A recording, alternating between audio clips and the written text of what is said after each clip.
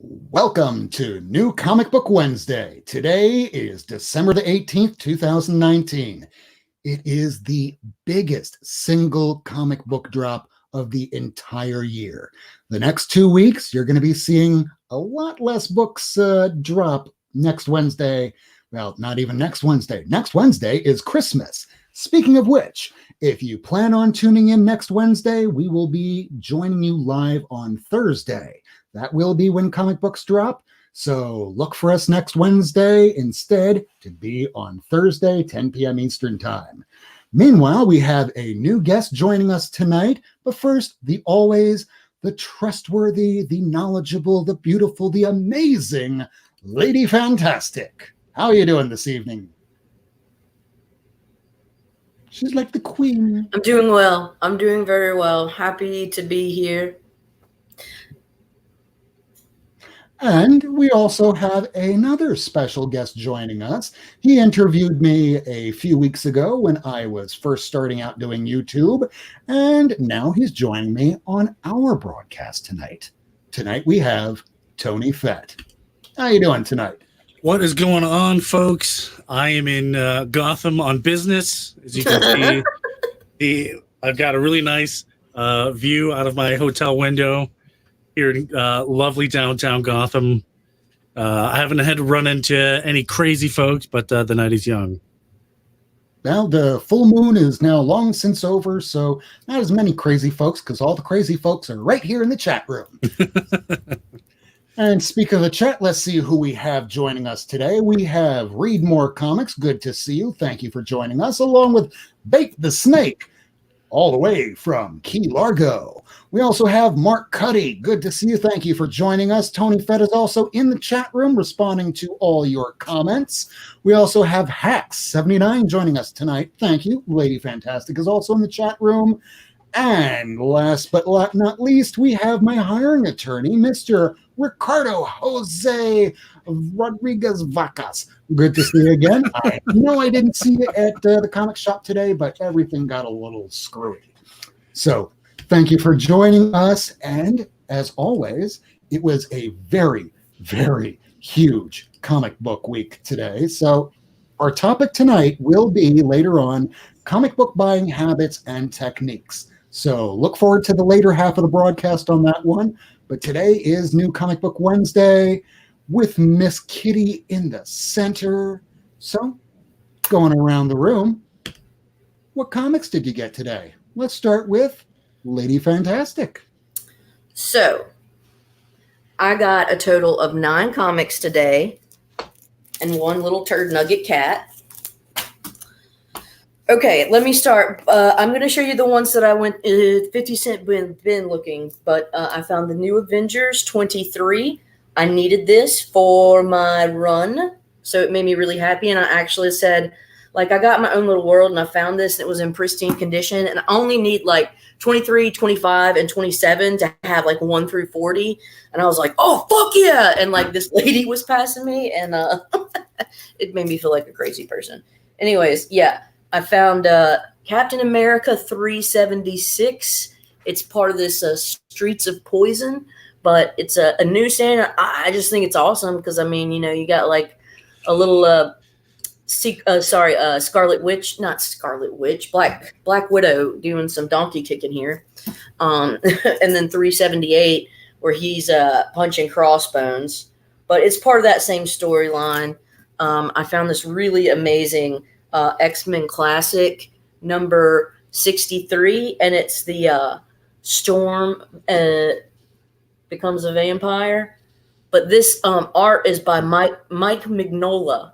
And I mean, you can really see it, especially if you think about all the Hellboy books. Man, you can really see Mignola. Does that make sense, you know? You can definitely tell that is Mignola artwork. Yeah. It's just got that Hellboy feel, bruh. Anyways. The only thing missing from that cover is Hellboy himself. Truth. And then I found a Morbius 16. It's like an all black cover, but it's like him on his knees and he's doing kind of a whiny cry there. Yeah. I love it. 16, Morbius 17. is really awesome. And Morbius number 18. Found that found those 3 comics, and then I got this. So this I got with Night Tiger in mind. I got this Defenders number 7. He's a big Defenders fan, but he also likes his ladies and his especially his cat themed ladies. So I think I gotta give it to him. And then finally the one I picked up for $3.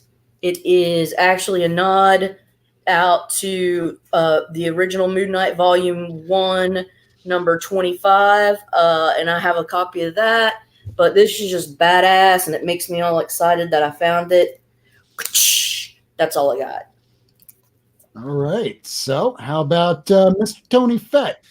All right. Definitely a nice day for me at the old LCS. There's a couple of shops in my neck of the woods, but there's one that I tend to stick to as well. But let's go ahead and take a dive in. If my computer will cooperate. I think my mouse caught Rob's mouse's sickness. Maybe we can. Sucks. There we go. Okay, here we go. So I'm an all DC fan, FYI, for those of you who don't know anything about me. So this is all DC. But Doomsday Clock, definitely a great storyline. If you're not reading it, I definitely recommend it. The final issue of Batman. This is issue number 85, end of the Tom King run. Love him or hate him, it's over. So be sad or rejoice. It's up to you. Did you read it yet? I've thumbed through it. I didn't get a chance to actually sit down and enjoy any of the nice details that I know are in there. But Suicide Squad number 1, the new team. I hope this one is good. I really enjoy the Suicide Squad. It's one of my favorite villain teams out there. We've got Year of the Villain, Hell Arisen. This is the dark people coming through the negative multiverse to try to wreak havoc, so to speak. Moving on, Aquaman number 55. That's a really cool cover. So you have, there's Aquaman for scale. So he's way up here and he's riding this gigantic monster and he's fighting the Mecha Manta. So Black Manta's got this big mech suit. Pretty cool. So is it a manta inside a mechanical manta suit? I don't want to spoil it. You'll have to read it. Oh my God, who is it? We got Batman, Superman number 5 together for the first time. The Secret Six. What is it? Secret Six Strike. So I guess they're calling that the Secret Six. So we have The first Shazam Who Laughs, Dark Hawkman. This is Commissioner Gordon. I forget who that is. And they have the Blue Beetle. So that'll be nice. Yeah, and that Year of the Villain, Hell Arisen, along with that, it's both the first appearance of that new Secret Six. Yes. Flash forward. This is issue 4. Very cool. The Commissioner, Year of the Villain, the Infected. So this is the infected Commissioner Gordon. I have not had a chance to look at this one yet. Very excited about it. It's going to be a lot of fun. We got Constantine the Hellblazer, number 2. This is in the Sandman universe. No, this is not the Sandman universe. This is just the Black Label. Sort of the Sandman universe. Yeah. Or the Swamp Thing universe. What's that? Or even the Swamp Thing universe. Yeah, exactly. Justice League number 38. Luthor's Last Stand. Pretty cool cover. I really enjoy when they just cram heroes in covers. I don't know why. I just think that's cool. Especially when you have pretty much the original Justice League animated series cast fully represented here. Oh yeah. That was kind of nice. Legion of Superheroes #2, Aquaman's Trident. So Have you read that yet? I haven't read any of these yet, unfortunately. Same here with all the books I'm going to be showing. Yeah, but I thumbed through a couple of them. Nightwing #67. Rick. Oh, that's a pretty cover. Yeah, is I always the like the new moonshot. Talon? Question mark. So who knows? Maybe Nightwing has something to do with Talon. Moving forward, we got Shazam #9. Very cool Alice in Wonderland cover. Yes, I love that Cheshire Camel. Well, I like the way they're doing some of the old school Shazam drawings. You know, he looks very like 1940s esque. Yeah, classically drawn. Wonder Woman #83. I have not really been into Wonder Woman lately, but at this point, I'm 83 issues in. I can't really drop it. I got to finish it out. Last but not least, Batman: The Last Night on Earth. Pretty cool. And it's kind of tough to see, but you know, the Joker in the head, Joker's head in the glass, which is right here. They're both staring each other down. Very cool cover. And that is my books of the week. I picked up right here in very beautiful downtown Gotham. Very exciting week for DC. Yeah. So I'm looking forward to some of these books to end. I know Batman's ending. I'm sure they're going to pick up some others. Deathstroke just ended. So slowly but surely the wall's going to feel better. And that's it. That's all I picked up. Oh, that's not true. I picked up in a if you are part of the CBCS forums, which I definitely recommend all of you heading over there. Part of one of the Secret Santas that I got sent me the DC Universe All-Star Batman Convention exclusive, along with some other cool stuff. But you know, this one was one of the coolest ones, and I like to collect convention exclusives. So very cool. That's what I got. Rob, over to you with weather.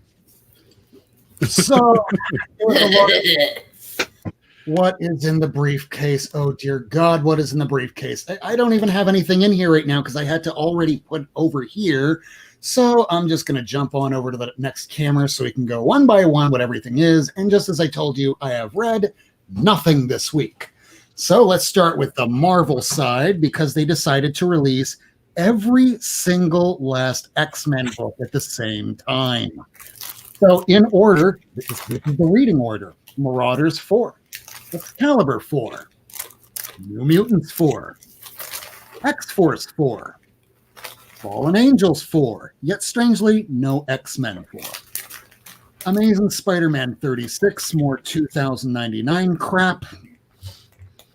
Annihilation Scourge. I really liked last week's the Silver Surfer, where he combined with the Sentry. I know, spoiler alert. Avengers 28, again with the 2020 variant, but this one looked kind of pretty, very much like Adam Hughes. I don't know if it's Adam Hughes. If it is, let me know in the chat. Cosmic Ghost Rider 1, I'm only getting this because the backup story does have a Donny Cates story with Shaw on art. I'm loving Daredevil by Zdarsky. Really wish he was the one writing Fantastic Four and Amazing Spider-Man, but oh well, maybe sooner than later. Ghost Spider 5, another 2020 variant. Guardians of the Galaxy 12, the final issue done by Donny Cates. It will be picking back up next year, written by Al Ewing. The final issue of the history of the Marvel Universe. I'm really looking forward to reading the last 3 issues of this. Next up, Invaders #12. This is the end of the series. I don't know if they planned on having this go longer than they initially intended, but it's the Invaders. It's not Spider-Man, so I guess we're probably never going to see a 13. King Thor, the variant edition. It's a $6 book, people. I hope it's good because that's a lot of money to drop on just a final issue. And it seems that Marvel has a thing lately that if there's a last issue, we're just going to throw on an extra $1. Just because. Runaways 28 with the J Squad. Spider-Man 3, Nepotism Spider-Man, or Spider-Man written by Henry Abrams. I've actually enjoyed it, but it depends on your mileage, may vary. And the last of the Marvel books, Tony Stark, Iron Man, they will be parlaying this into the Iron Man 2020 issue number 1 coming next year. I will probably be dropping off of that book. It's not that I don't like Dan Slott. I just don't think that Dan Slott fits Iron Man. And the last one, if you liked Glory when they reset that with Image Comics, written by, or just done all together by Daniel Warren Johnson, you will really like looking at this book. It is very pretty on the inside. I'm just flipping through the book quickly. Hopefully, looks awesome. The movie will look just as cool as this book does. I am really looking forward to reading this Wonder Woman. So those are the Marvel titles. I did pick that up too. I'm sorry, I forgot. Oh, you did? Yeah. Yes, these oversized ones. I don't even have bags for these yet. But I will. What's cool about my shop, if you buy the book, like the big oversized books, they'll give you a magazine-sized bag and board to go with it for nothing. I'm also seeing here from Chino that Zdarsky will be doing Fantastic Four in an X-Men run next year. I am looking the hell forward to that. Chip Zdarsky, very cool. To me, he's one of the top 5 writers at Marvel right now, along with Al Ewing and Donny Cates. I just love his writing. I just do. So moving back here, Hack says he thinks that I get every book. Not every, because I didn't get that Hell Arisen. But, let's just go through some of these DC books. Yeah. Chino has, we need some more Robs over here at our comic shop, but my mouse stopped working. So in about 3 seconds, I will show that. And there's my mouse working again. And speaking of which, Chino did send me some stuff here. I'm going to cover the address, but you see it came from Manny from Chino's Comics. So let's see what's in the package that he sent. Is that a local shop to you, Rob? Chino's Comics? Oh, no. Chino is, I'm sure he'll let us know in the chat, but I believe he's in Texas. Texas, so okay. Texas. And, enjoy brother from Chino's Comics and more. So this is very cool. And what he sent, because the other week he heard that I was skipped on Die issue number 10. So he was nice enough to send those. So he sent a Spawn 303, the color edition. I have the black and white, so that'll look nice together. And he awesome. Die issue 10, because I was missing that. Oh, man. So thank you, Chino. And just going through some of these comments here. And let's remove this off the table. Thank you so very much, Manny. This is greatly appreciated. Yeah, Chino's Comics. I missed out on an Action Comics number 1. If you can go ahead and just drop that in the mail. Want to throw your address up there? Yeah. Yeah, Action number 1. My shop was short. Action Comics number 1. So if anyone out there is feeling generous. And Tommy, even on my Twitter, there was a book that came out earlier this week, or today. There was a Spawn 302, I think that's what he meant to say, 302 error, where the background of a splash page near the end of the book, where She Spawn, the backup story, is too close in color to the word boxes, making them difficult to read. So it was reissued, not recalled, but a low print run due to it being reprinted. Very cool. Oh, yeah, there he goes, 302. So moving back over to the rest of the books, these are the DC books that I wound up picking up. And it's not all of them, but it's a lot of them. But in the next 2 weeks, it's not going to be that bad picking up books from the shop. So usually I get the variant covers for everything. And of course, when it's DC, variant covers are the cardstock. So instead of $4.99 for the final issue, this one's $5.99. I was one of the few that liked Tom King's run on it, so I am looking forward to the end. But I have been hearing that James Tynion the fourth, working on the next 2 issues of Batman. A lot of people that are the shop owners that read it are not digging it. The reviews are not good. So I'm hoping otherwise, but I guess we'll find out in a few weeks. Just like Batman Last Night on Earth, I like Snyder, but this story is confusing. I'm not looking forward to reading this. I hope next week I can tell you otherwise. Catwoman 18, I'm still surprised this is going now that Art Germ's not on it, but it's an okay storyline. Yeah, how are you digging that story, though, out of curiosity? It's okay. I mean, it's worth it for me to pick up a $4 book. It's not like I'm throwing money away on just another Aquaman book. Sorry, Aquaman fans. I like Aquaman. I like the covers. I like the stories. Like Doomsday Clock. I can't wait to dig into this one here. And I haven't even been watching the HBO TV series. I'll be probably digging into that this weekend. And there's the Masters of the Universe 2 that came out this week. This is the first time that you have 1990s He-Man in the book. And Justice League 38, the variant. I'm looking forward to this storyline wrapping up sooner than later because it just feels like fan fiction to me. Yeah. Shazam number 9. I've been picking them up. Haven't been reading them just because Jeff Johns takes forever to release a book, and it took like 3 or 4 months before I think issue 7 or 8 came out, and then 9 came out soon after. So haven't read the last few. Sorry, Jeff. Well, look how long it took us to get Doomsday Clock.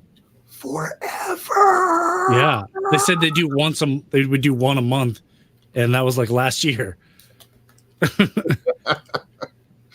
was like 2017. I don't know. This is a long freaking time. And Chino just even said here that I sound like Dr. Demento. Actually, no, that's Lady Fantastic. And strangely enough, on Twitter just the other day, the person who is Dr. Demento just subbed me up on Twitter. Are you serious? Oh my God, man. That's so cool. I used to love listening to his little tapes when I was a kid. If somebody talked to him about me, I'm sorry. Speaking of I'm sorry, like the 20th volume of the Suicide Squad, I got the variant cover. I probably won't be picking up the second issue because let's face it, I have never read a Suicide Squad comic that wasn't done by John Ostrander. It's tough to beat the classics, man. I feel you. Yeah. And then Teen Titans 37. They're supposed to be the first appearance of the other. This should be the big book of the week from what I'm hearing.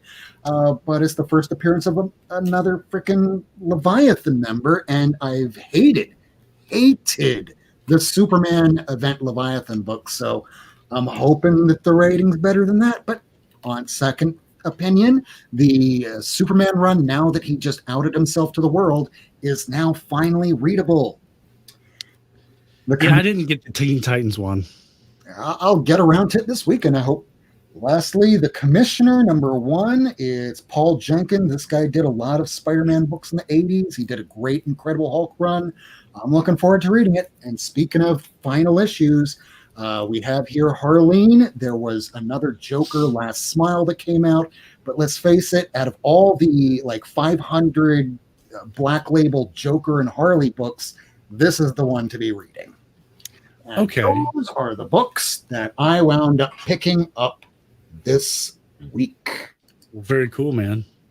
So considering all of that, I am going to jump to the next section, considering we wind up having so many of these books to read.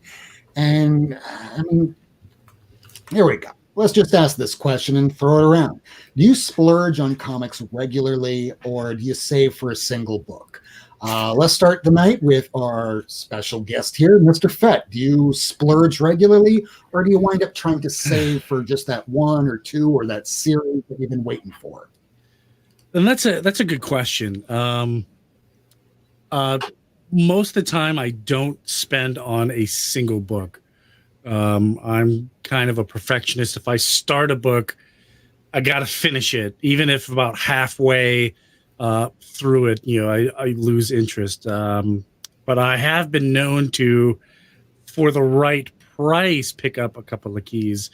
Trying to think if I've picked up any as of late. None come to mind.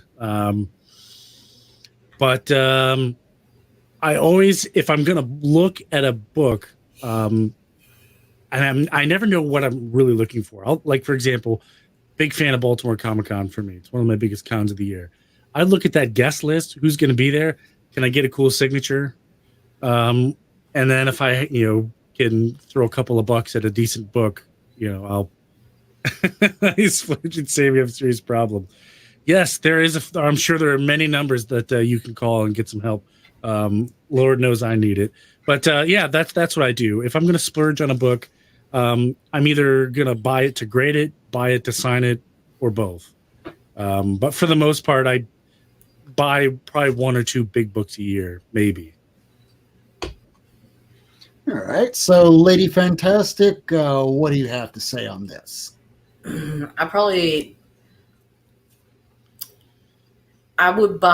buy frequently, and I wouldn't say that I like splurge on new releases, but I do it in like little chunks. However, there are probably, like Tony said, maybe a couple of times a year where I'll get a book that's worth $50 plus. But that's it. So yeah. And I guess what I look for are certain there are certain titles that I collect that I'm very intense. So yeah, I'm on the little chunk end. I don't save up huge amounts of money.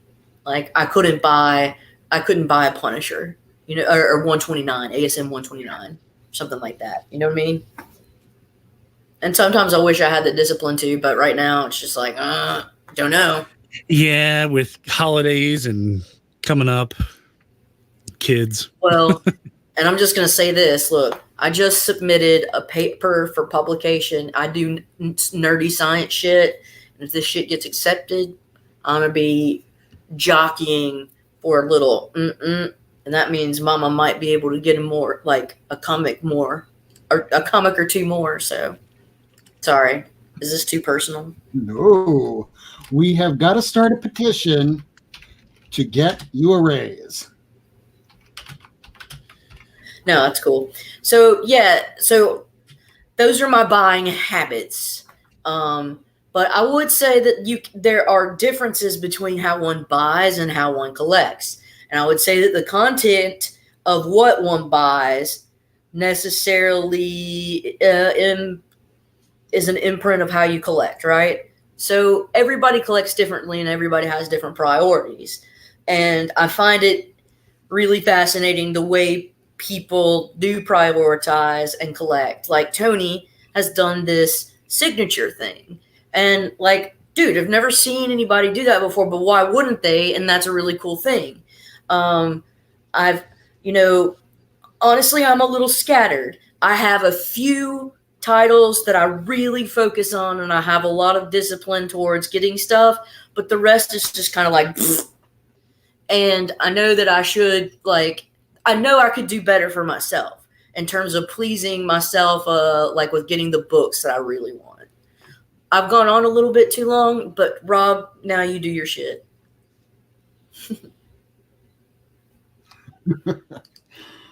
Okay. Sorry. Hey, wow, my mouse actually worked. Well, I'm glad one of the mouse that on the show is working, because it ain't mine. All right. So the way that I wind up working over here, and I'll throw the banner back on as soon as my mouse starts working again. So do I wind up splurging an awful lot? Yes. Do I often save? Yes.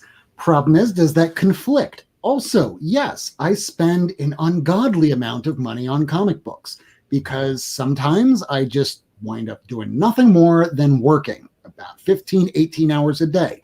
My relief is finally cracking open a comic book and reading the latest issue of X-Men or Spider-Man or Batman, even if it's bad.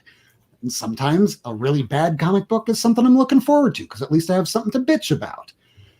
So when it comes to all these books that come out week in, week out, and this was one of those weeks where I don't often tell you how much I spend on comic books. This is one of those weeks where I will. This week, out of all these books that came out, I spent $120 on comic books, and that's after rebates. It came out to 32 comic books, 2 that were oversized, 1 that was $5.99, or one that was $6.99, 1 that was $7.99. Out of the 30 smaller books, the average size books, most of them were all $3.99ers. I think 21 of those, 4 of the $4.90 or 4 of the $4.99, 5 of the $5.99. So the prices are extraordinarily large. Now, with 120 of these books here, I could have had. Now, I'm just going to jump to the other screen as soon as I have a working mouse again, but I don't, so that doesn't happen very easily because whenever you're doing a show live, never expect anything to go very right all the time. So forget the other camera, I'm just going to show it to you this way. For $120, you could have gotten a super nice copy of Wolverine #1 from 1982.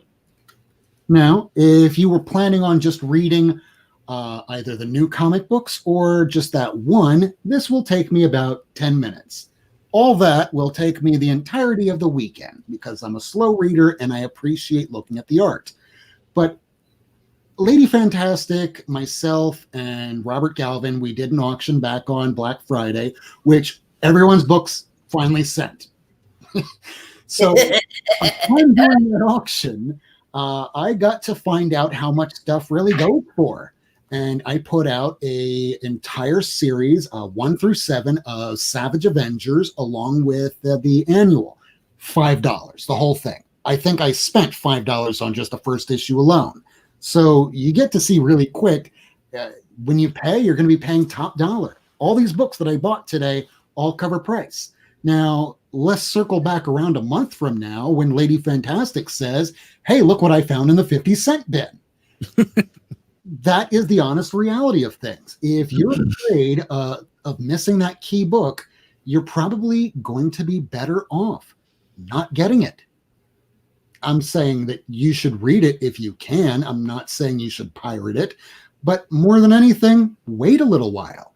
All these books that wind up spiking from week to week, you can probably wind up getting them. Not even 6 months anymore, 6 weeks after something spikes on the CBSI or from Go Collect or what else do we have? Key Collector app. When you see that come out that week, great. Don't look for it. Write it down. And if you think it's something that's worthwhile, don't get it that week. Wait about 6 weeks, wait 6 months. Or just have Lady Fantastic send you a 10-cent copy she found somewhere. Precisely. That's the smart way about doing it.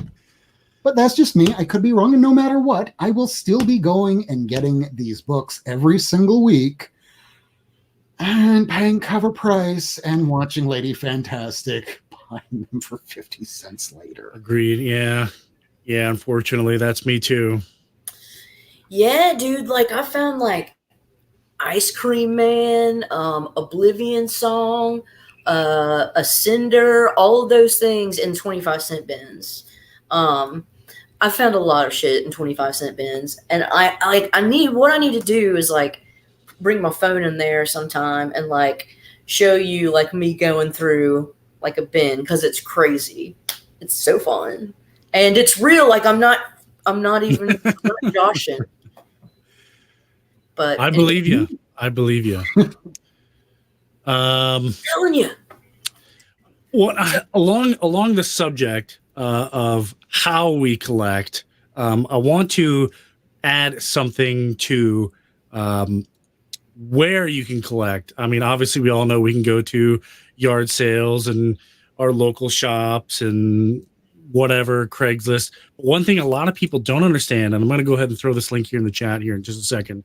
And Rob, you and I talked about this with you, is government surplus comics. Oh, yeah. Some people, some poor sap out there had his whole collection, seized by the government, and it happens.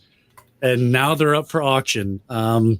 This particular site that I linked in the chat is govdeals.com. So it's, some drug lord had a truckload of comics, and now the government's trying to make a couple of bucks. People go and try to buy cars, and they get good deals on cars and stuff. Exactly. So people are looking at cars. I mean, there's a lot of good stuff out there, and not just the comics to look for. Obviously, if you get a good comic book collection going, you got to think of, where am I going to store it? Like in me, back home. Well, I'm not home right now. I'm outside the Hall of Justice for something else. But where I'm at, in my house, I have 2 giant fireproof safes that I was able to get through my work. But you can get fireproof safes on these government auction websites if you're willing to pick them up yourself for like $3 or $4 for these giant, fireproof safes. So not only your collection secured, it's cool, and you throw cool stickers up there. So that's kind of neat. There's a lot of cool stuff out there if you're willing to look. So Gov Deals is another one, or is the one I was talking about, and so is Gov Planet. Gov Deals and Gov Planet. Check those 2 out. You can get all kinds of cool stuff. Yes, Drug Lord comics are nice. They are nice. But check that stuff out. Very cool. Definitely recommend it. There's I have to say, in that same vein, there's 2 things I'd like to mention. One is the TSA. They confiscate a crap ton of knives, right?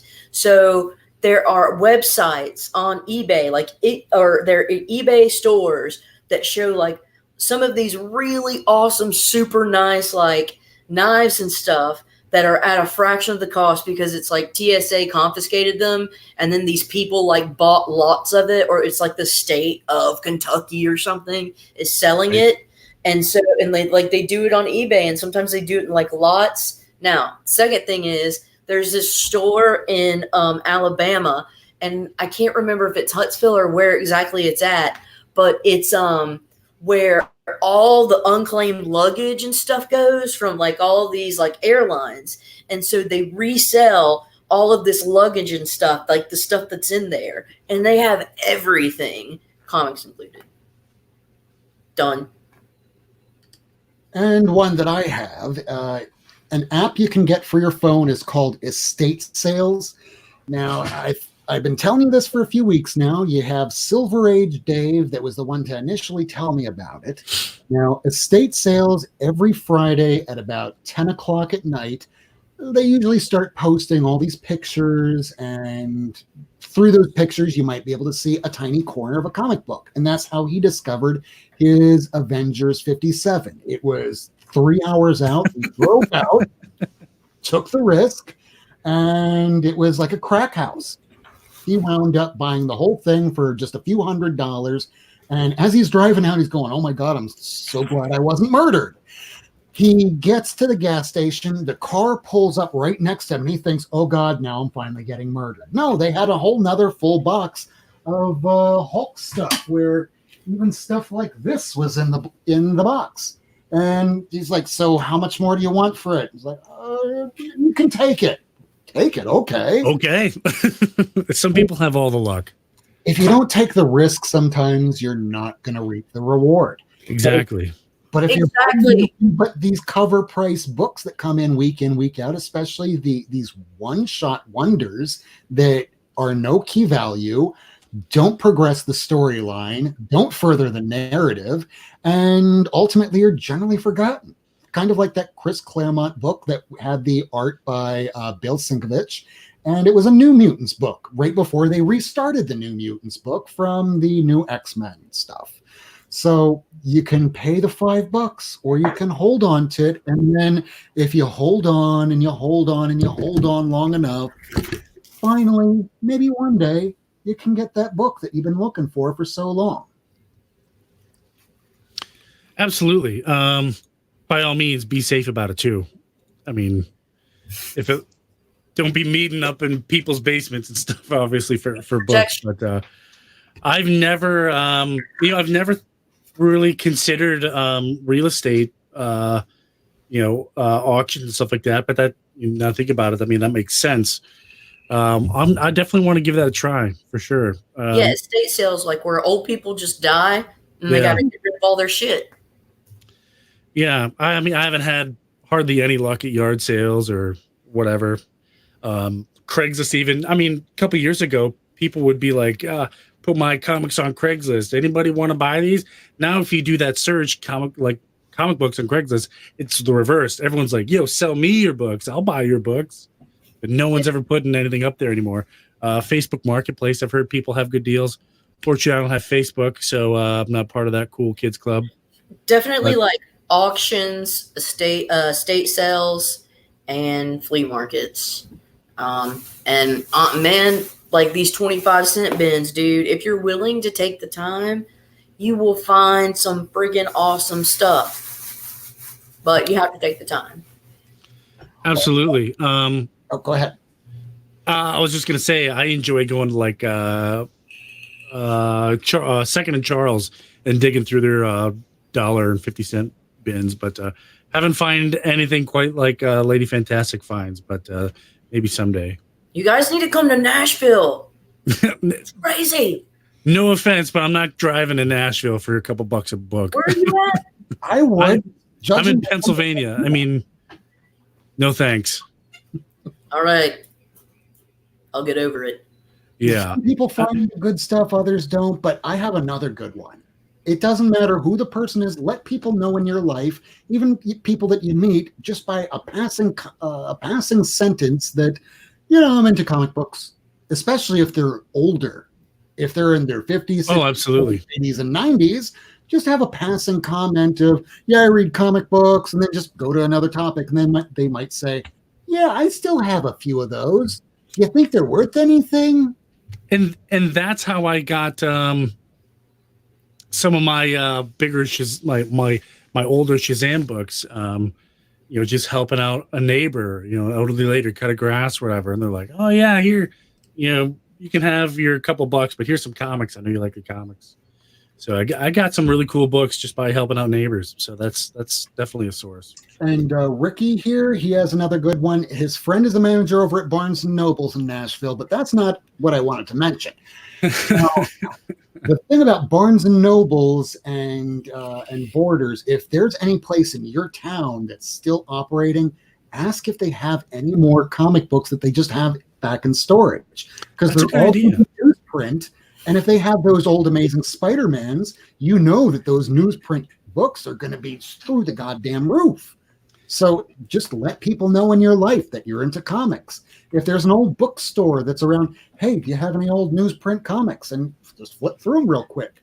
The better that you know your key collector comic at, the better you are to be like Lady Fantastic, go on 50 cents. Don't mind if I do.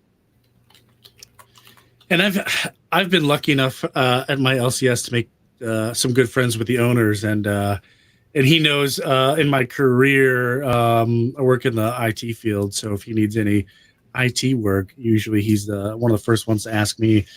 And I'll go in there, help him set up, and like, hey man, here's $20 and take whatever you want out of this couple of bins right here. So okay, so you get pretty lucky that way, but I'm pretty normal. I can't really go out and explore different crack houses, I guess, or anything, but I usually just stick to like eBay if I'm looking for something specific, especially graded. But that's one thing I do want to try is I get to travel for my job, obviously now, because I'm here at the Hall of Justice, and I do try to make it out to the a local LCS, depending on where I'm at, for sure. But I did go to, when I was in Daytona Beach, Florida.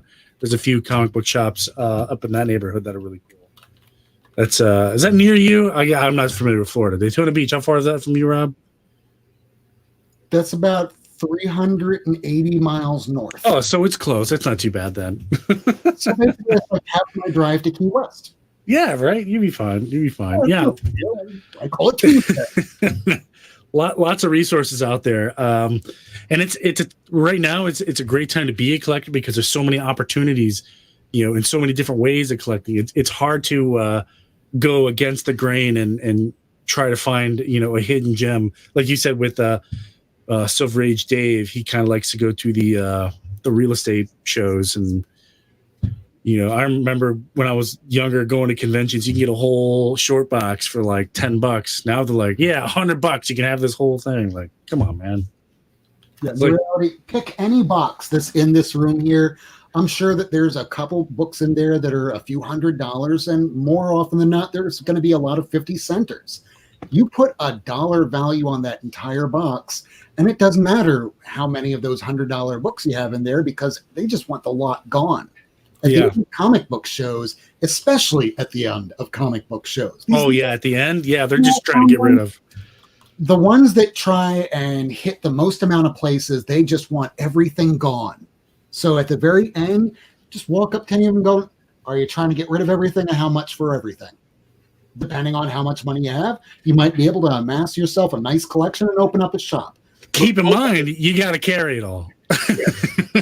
And rule number one in opening up a comic book store, don't. Yeah, don't. It's definitely not for me.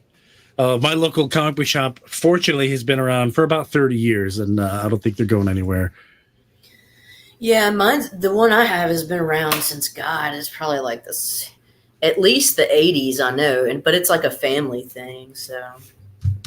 Yeah, the one I went to is the oldest comic book store in all of Florida. But like any place that you go to, if you wind up bringing your comic books to the counter and they go, well, let's see how much each one of these is going for on eBay. Oh, that would piss me off so fast. Thank you. Yep. Later. Goodbye. Nice afternoon. Yep. No thanks. Because there's a difference between getting comic books for a deal, which is often what all of us want to do. And right. The opposite end, where you're definitely an asshole if you do this. If you walk into a comic book store and go, hey, this 12 center, is this real? Are you selling this really for only 12 cents? You're an asshole. Don't do that. And if you know something is a key and you pull it out and it has $3 on it and they sell it to you for $3, great, you got a deal. Absolutely. Went all the way up to $100 just for that 1 week, like that What If number 10, the first Jane Foster is Thor. That went from a $1 book to now a $185 book. If you pull that out, it's really up to you whether you want to be ethical and say, hey, this is worth a little bit more, I'm just going to throw you a little extra, or you pay whatever you pay. And, if something winds up karmically happening to you later down the road, you keep that in your mind. So I try and stay above board, ethical, because my face is all over goddamn YouTube. It's on Instagram. It's on Twitter. If I wind up screwing somebody, they're going to come back around and say that. So I would rather stay above board than be the dick that gets that one book for a nice price, only for other people to go, yeah, that Rob Worth. Nope, I'll take it. If they're selling it X-Men #1, giant size X-Men #1 for $5, I'm going to buy it. And I'm not going to say a word. It's unlikely that would happen. It's extremely unlikely, but, weird things happen. I got lucky and found my wife. She settled. I married way above my league. You're saying miracles do happen. Size X-Men as a spouse. Yeah. So if she's the giant size X-Men, what are you, like Batman 500? No, I don't think I've come out yet, and I'm not even going to be a #1. Going to be like a number 13, and with nothing important happening in the story. Awesome. I guess if I was a living comic book, I would be Batman number 226 because I'm the issue that happens right before it goes big. Oh, okay. Fancy. So it's Finger Man. pretty big. Pretty big comic book week, but I want to ask you guys this: did you guys check out the Wonder Woman trailer? And I'm curious to get your guys' thoughts on that as well. I haven't yet. I need to. and because I've seen the first one and I loved it, and so I'm super pumped about this one. But I haven't seen it yet, so I can't give you anything.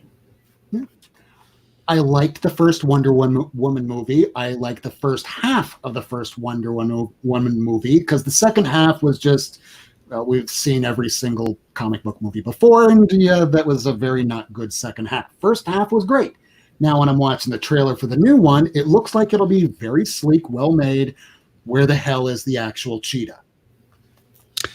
One thing that bothered me about the first Wonder Woman movie, it was a great movie, fabulous movie. The only thing that really, got my blood to boil was the big Ares Wonder Woman fight when he kept his old-timey 1920s British mustache. Like he was something out of a Monty Python skit. And I was just like, come on. Like, Ares can be anybody. And part of the mystery is you never know. So he's got, like, in the comics, he's always got, the helmet on, and all you can see are these two eyes, and the rest is blacked out. Because you don't know who he is. You don't know who he's going to be. And then all of a sudden, in the Wonder movie, they're like, oh, we're going to keep him as a old-timey 1920s Monty Python skit guy. Like, come on. I thought maybe, like, for that, there was maybe a symbolism because what he was is he was very plain and underwhelming, but he garnered an obscene amount of power. And if you remember from the 40s, there was a very plain and underwhelming dude from Germany that was probably the embodiment of like war or whatever. And I think maybe that they chose to go that route with that character to show that evil can come in very dull packages. Maybe you're right, but I definitely want to hit a comment that I see down here. Read More Comics says, sorry, but I'd rather see Wonder Woman 84 than the new Star Wars. And I could not agree more. Sorry to say it. I used to love Star Wars. And then just, I don't know what happened, man. Well, the last movie was bold. It was not perfect. It had its flaws. But now you have J.J. Abrams back to so-called correct the ship. But as it goes, as far as Rotten Tomatoes had the second movie really high up there in the 90s, and now Rotten Tomatoes has it at, I think, 56%. So it's mixed reviews. Your mileage may vary.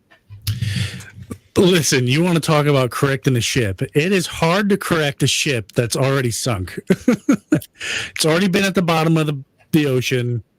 Everybody on board is already bailed out. Don't correct the ship. Just let it go. Lawyers would say you can't unring that bell. You can't unring that bell. Carrie Fisher flew like Mary Poppins in space. Right? Is that what we wanted? Is that, as the fan, like, is that really what we wanted? And one thing that drove me nuts is Kathleen Kennedy said that there were no other stories to draw inspiration from. And then I thought back to my 12-year-old self with all my cool Star Wars books and, lore and myth. And it's like, come on, like, what are you talking about? Luke Skywalker as a Sith Lord? Count me in. Like, that's awesome. I don't want to see Mary Poppins floating through space. Yeah, there were all these novels that were written back in the 80s, but now apparently that's the fanfic, and the stuff that was made to really be the real movie looks like fanfic by comparison to these novels that were made in the 80s. I know. That's nerd talk. Why does everybody have to die? Because you're human. I know. I understand that, but I mean, let the myth go. Han Solo, take Chewie and the Falcon and just go be a smuggler out in space. See you later. Bye. And he was never saw again. No one never seen again. You don't have Baby Yoda in this movie. Sorry, people. It's not even Baby Yoda. It's not even Baby Yoda. My wife was saying that too when I was trying to explain to her it wasn't actually Baby Yoda. Why? Is it like a different Yoda creature? It's the same species, but it's not Yoda. It's not Yoda. It's not Yoda. Son of a bitch! Right? The whole thing doesn't make any sense. I haven't watched the latest episode, but apparently Baby Yoda in playing some kind of game sort of force chokes somebody, and it's supposed to be horrifying.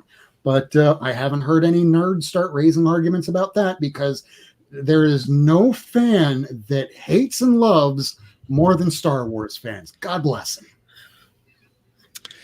Yeah. And I know what you're talking about. Either you love the Star Wars movies, or you just can't stand them anymore. And unfortunately, I can't do. The only newer one that I really enjoyed was I liked Rogue One.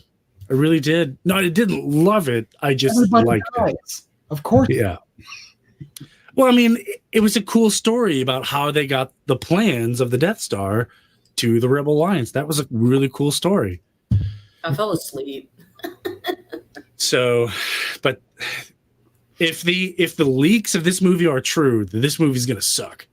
This new Star Wars movie, if it's true, no way. So for my 18th birthday back in college, I had a bunch of friends, Skip, Dan, Risa. They got me tickets to go see Phantom Menace. I learned the hard way not to have expectations. Because whenever you have expectations, they will go sideways.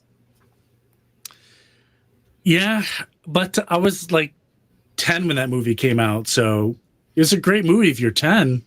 God, I feel old. Let me show you a text that I sent today. Just because it is in the same. I said, life is easier when you abandon expectations. Just want to put that out there. Couldn't be any further from the truth. Couldn't be any further from the truth. So here we're almost an hour in. Let's get to that next portion here. So, yes, how exactly do you save to get that special book? And how do you save to get that special book? Save for? I'm going to defer. I'm going to let the lady go first. Miss Lady Fantastic. How do I save to get How do you save to get that special book? Honestly, one way that I find pretty cool is if you know what books are valuable and you come across them for a cheap price, you can pick up a few like books that are key to some people, and then you can do trades, or you can actually like turn that shit in for credit and you can get a book. Like you can get store credit and stuff. You know what I mean? So I like to turn finds into, that's how I like to save for books, is not actually, I try to use as little cash as possible and like find El Cheapo books, but that are actually like worth stuff. Cause I happen to find some cool stuff. So whatever. Does that make sense? Yeah. Oh. And I even see here before it comes up from my end, Steven Spock just says, yeah, you can trade. Yeah. So when I'm watching you go and books, you go and you put it up on your auctions that I don't know if you're doing them now every Friday, but no, you make some extra money and then you can wind up getting the book that you actually want to get. Exactly. So yeah, it's you have hope from 4 to 6 tomorrow. No, no, Tony, please respond, because you said you just thought it couldn't be further from the truth. So I'd like to hear you say what is your take on expectation? I don't even remember what I said. What did I say? I said the comment. I sent a text that said, "Life is much easier when you abandon expectation." Oh yeah. Okay, I remember the context now. Yeah, just go with the flow. I mean, you can't be let down when you're not expecting anything. You can't have your dreams broken when you're not dreaming. Kind of thing. It's true or false? Yeah. So for me, I found life has been much easier when I stop expecting things from people or from events. And when I do that, I'm happier. That makes sense. If you set your baseline at nothing is going to happen from this, I'm not expecting anything from anyone. I'm not expecting to reap a reward from this. When it happens, game on. Case in point, when they released earlier this year the Shazam movie, there was not a lot of press. They just did a preview opening because apparently they showed it to producers and it was really good. So they had a lot of faith behind it.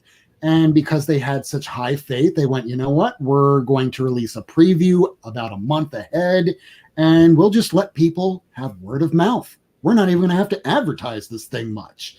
So if you have fans make stuff for fans, you'll have fans that are very happy. That's if true. You have somebody like Tim Burton that makes the same movie over and over again and go, well, he makes some dark looking stuff.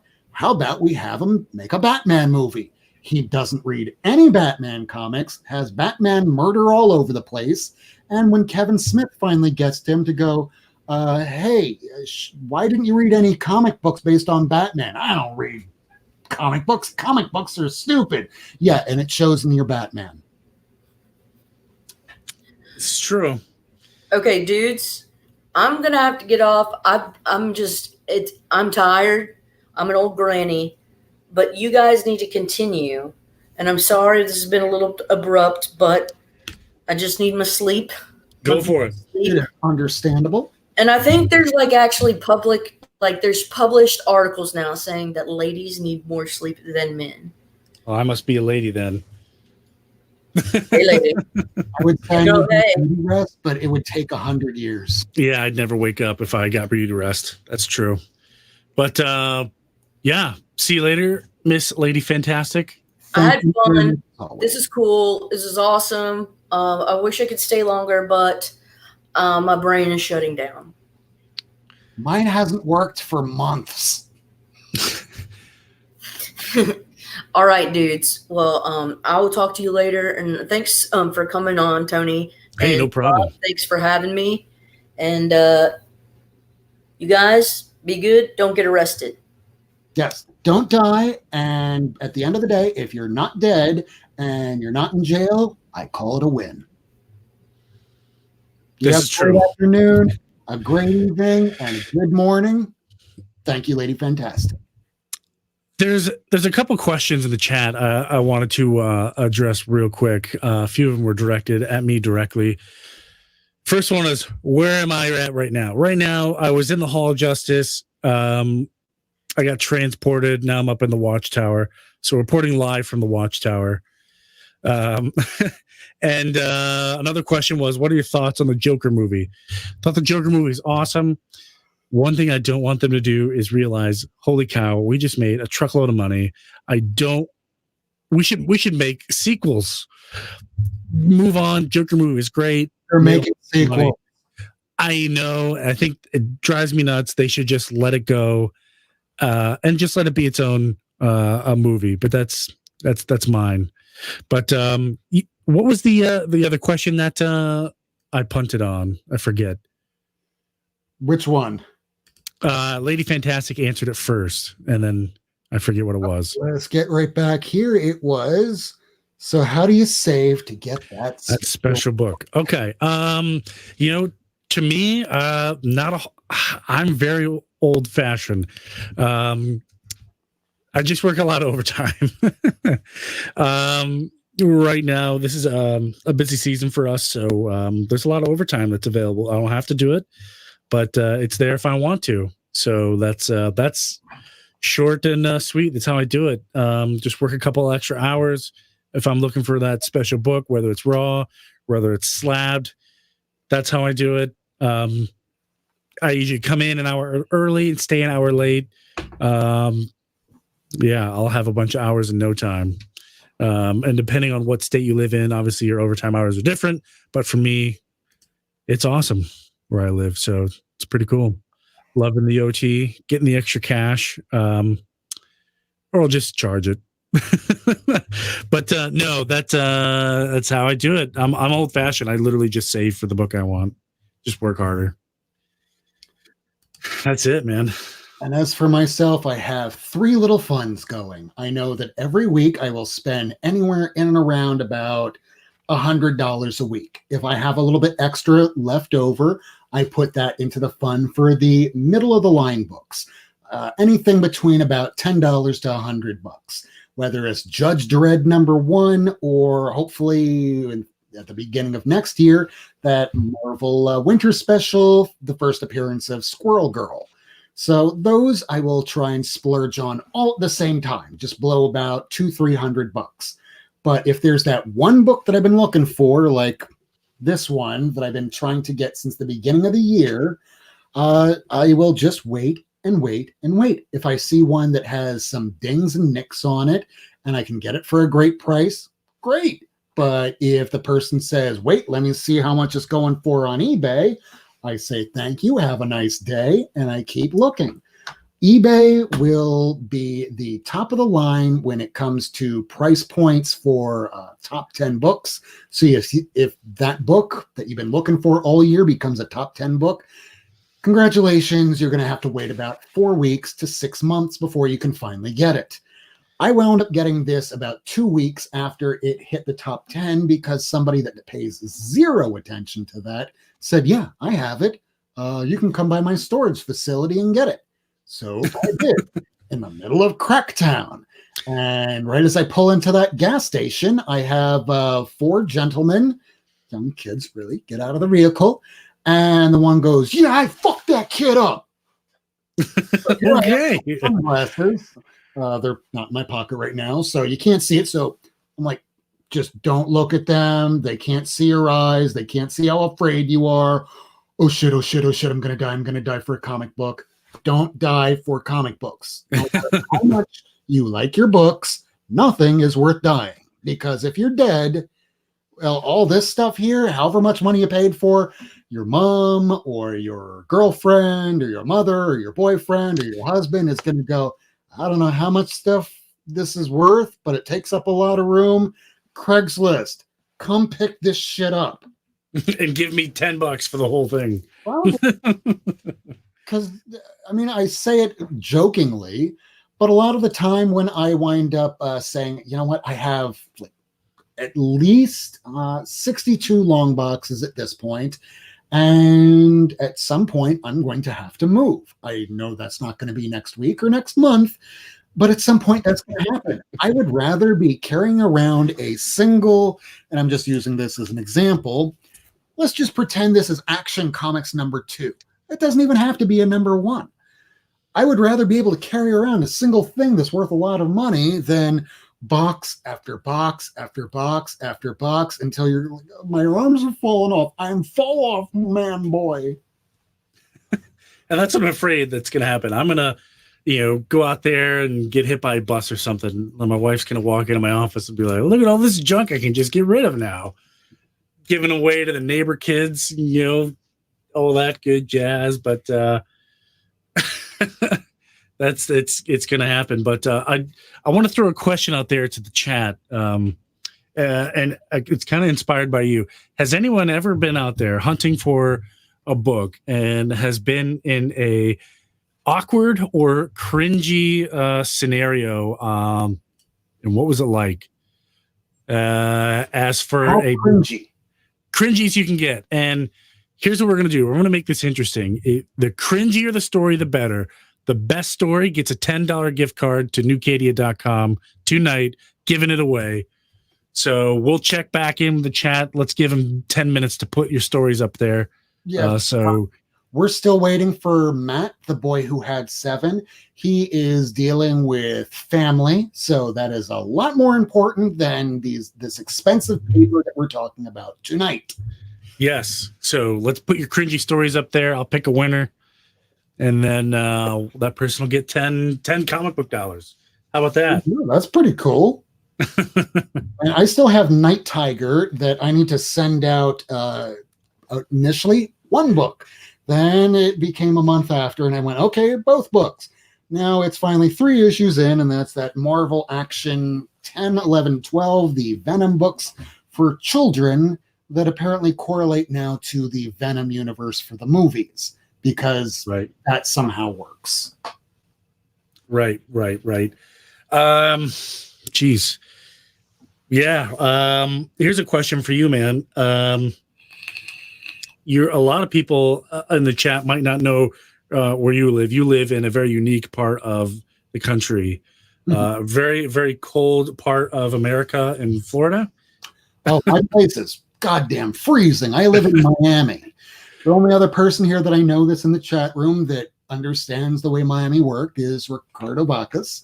And Miami is almost always hot. It's a lot like Game of Thrones. Don't forget about Bake the Snake. Oh, Bake this. Well, he lives in Key Largo. But Florida is like Game of Thrones. Winter is coming, and it never does. But when it does, it's short, and it's very disappointing. I was stationed in Louisiana one time, and it snowed. It was like a scene from The Walking Dead.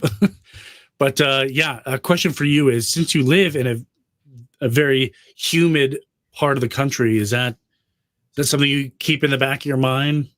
Humidity and knowing that if you were going to press a book, a lot of people use distilled water and some weight so that they can put the book like it would be like this. Let's get that comment off here for a moment.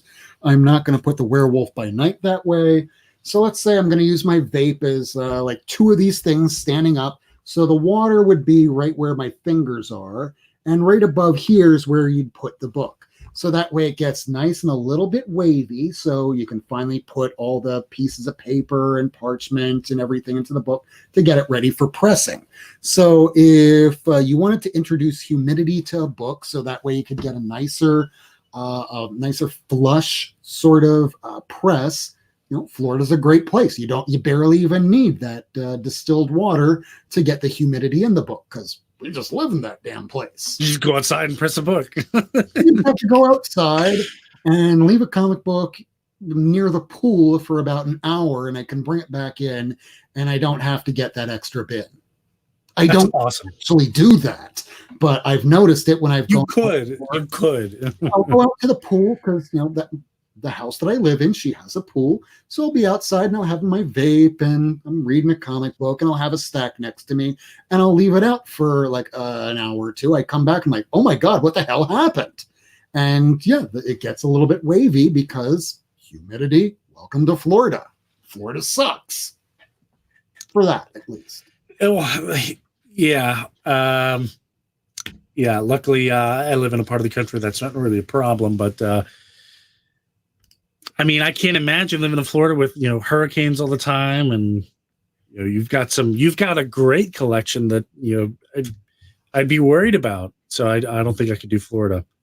Well, earlier this year, when we were going to have a Category 5 hurricane come and hit us, and I had to go out to the Family Dollar store, bought all these black trash bags, and one by one, I took 2 bags and put it on each long box, duct tape that around because as we knew from the 1980s, I know you're a young fella.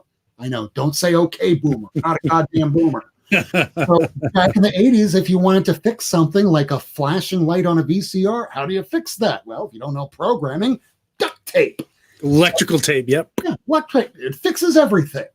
So when the hurricane was coming our way, I did that to every single last book. And behind me, all these books is a window. So if something was going to be coming at 155 mile an hour plus winds through that window, all these books with that nice Detective 880 and the first Batgirl. Yeah, if something comes right through that window, all these books that I put all that money in, it doesn't matter how much money I put into it. If it's all water damaged and falling apart, it's like I never did it at all. Do you have comic book insurance? Is that something you've ever looked into? I've been asked that. I was looking into it, but like everything else, would I rather spend money on insurance where it may or may not happen? I may or may not use it. But, if you're in a car accident and you don't have car insurance, you're screwed. Well, how many people go their whole lives and have car insurance? Yeah. I mean, knock on wood, I've never been in an accident, but I've had car insurance, my whole life. I don't think my collection's quite to the point where I'm needing insurance, but I think probably within the next 5 years, that's probably going to have to change. Not that that's super valuable and I got all these high dollar ones, but I mean, I'm hopefully going to have enough slabs and autographs where that's probably going to be the case. But and ultimately, however many books you have, however much money you've invested in it, the day that it comes that you feel like not selling everything piecemeal, book by book, but all together, you're going to have a price in your head. And it doesn't matter if you have 20 copies or one copy of Action Comics 242 First Brainiac. You're only going to get $5,000 or $10,000 for your entire comic collection, even if you have a goddamn Incredible Hulk 181 for it, because someone's going to see all that stuff and go, this is how much money I have on hand. And you're probably not going to have someone driving all the way from Mississippi or Texas or New York or Jersey to go, let me buy all that because I have the comic cash on hand. You're going to go first person that has the cash. Right. Right. And Bub's Comics brings up a good point. Insurance pays for itself when shipping to and from CGC alone. Oh, yeah. Yeah. Because we all know how great the Postal Service is here and how great and delicate care they take with all of our packages. It's funny I say that, my dad's, works for the Postal Service, and, he hasn't done anything quite like you see on TV where people are just like frisbeeing packages in the back of trucks. But, accidents happen. Look at in my neck of the woods, we had a big ice storm, lots of UPS trucks went off the road. What if plane falls out of the sky carrying your books? Oh, hell, we just had the other week right here in Florida. You might have seen this on the news. It was a car chase that ended in a gunfight where these 3 or 4 people hijacked a UPS vehicle after robbing a jewelry store. They opened fire in the jewelry store. Then they grabbed the UPS truck, went on to the 836, got off on I-75. They're over by Pembroke Road, and they got stuck in rush hour traffic. The cops, rather than back off, start engaging. You see other vehicles where people are in the motherfucker, and the cops are hiding behind these civilian vehicles, and they're opening fire on the UPS truck. They said, almost 300 bullets were used. The UPS driver was murdered by the police. All 4 of the suspects were murdered by police. They did not try and negotiate. They didn't try and bring in any negotiator. They just opened fire in front of rush hour traffic. A bystander was killed, and the police killed people. Way to go, guys. So that's Florida. And if there was anything on that truck, if your Action Comics #2 was in there because you just sold your whole comic book collection and you didn't have insurance on that son of a bitch, you'd be screaming about as much as my bank account was today when I got all the new comic books. We don't, like Bake the Snakes, is we don't negotiate with terrorists in Florida. I believe it. There's 2 things in Florida I don't necessarily care about: the criminals and the gators. I guess just open fire when you see them. The further west you drive, it is not surprising if you wind up seeing a gator crossing the road. And I don't mean a University of Miami student. Or wait, that's funny. Florida? I don't know. I'm not a tribalist. I don't give a shit about teams. Sports ball. Oh, that's too funny. It looks like we got one cringy story, and that is from Comic Crazy.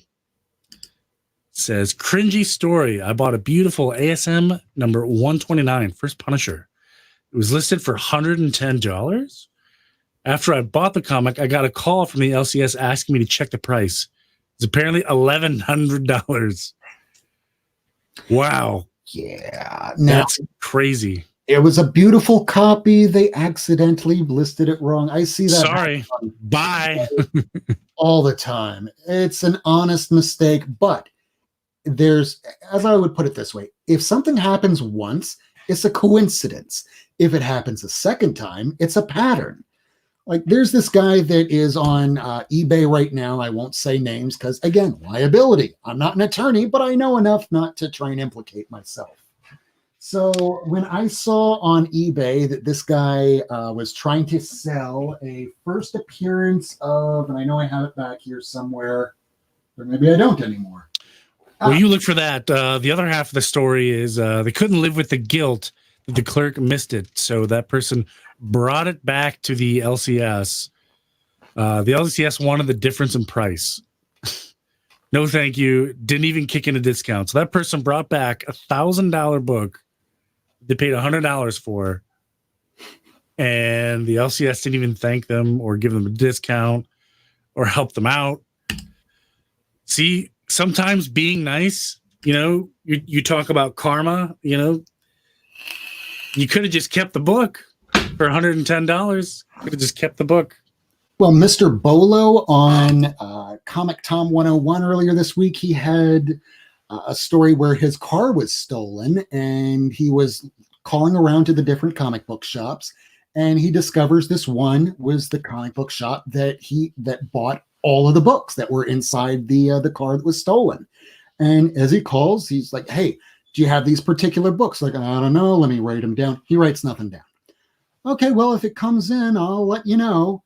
And then he gets told by somebody else, that's one of his followers, "Hey, I bought a couple of these books really super cheap from this comic shop.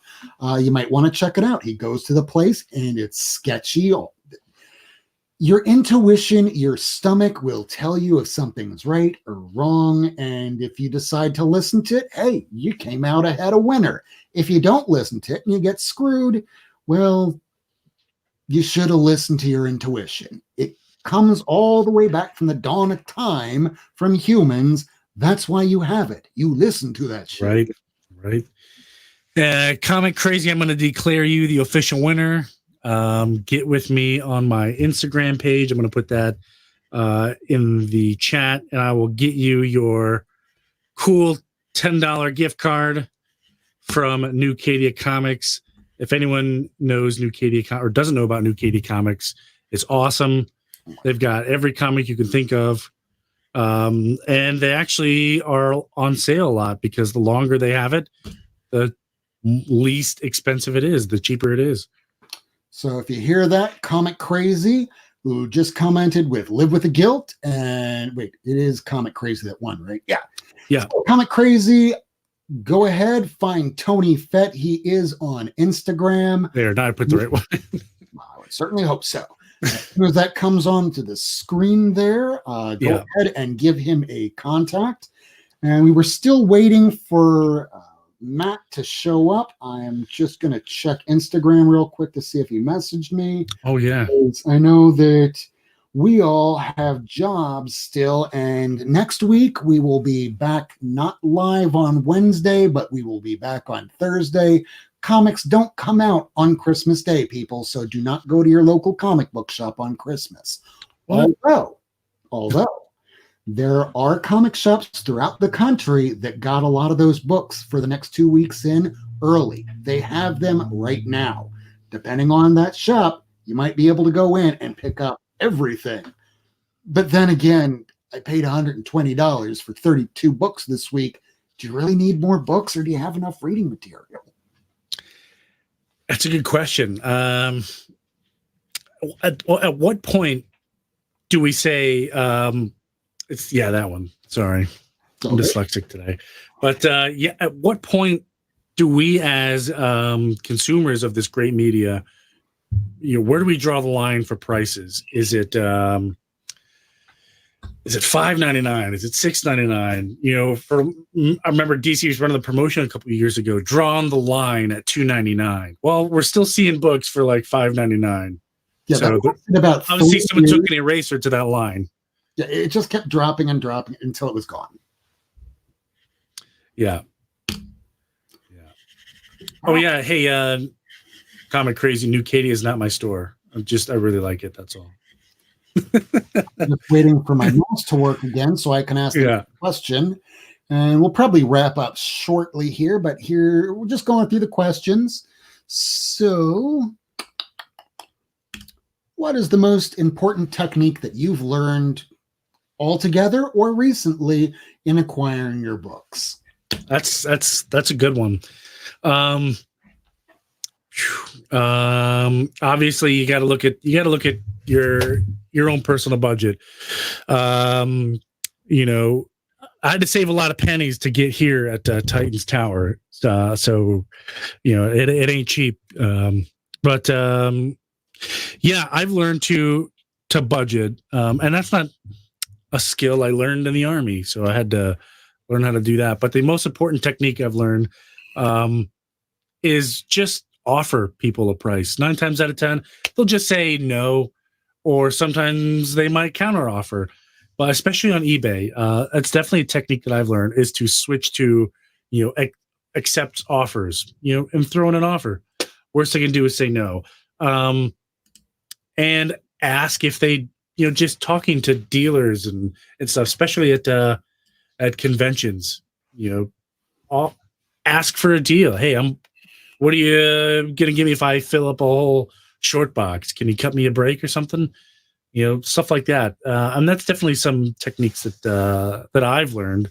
And I've learned how to grade, I guess, would be a tip that I would recommend to people as well.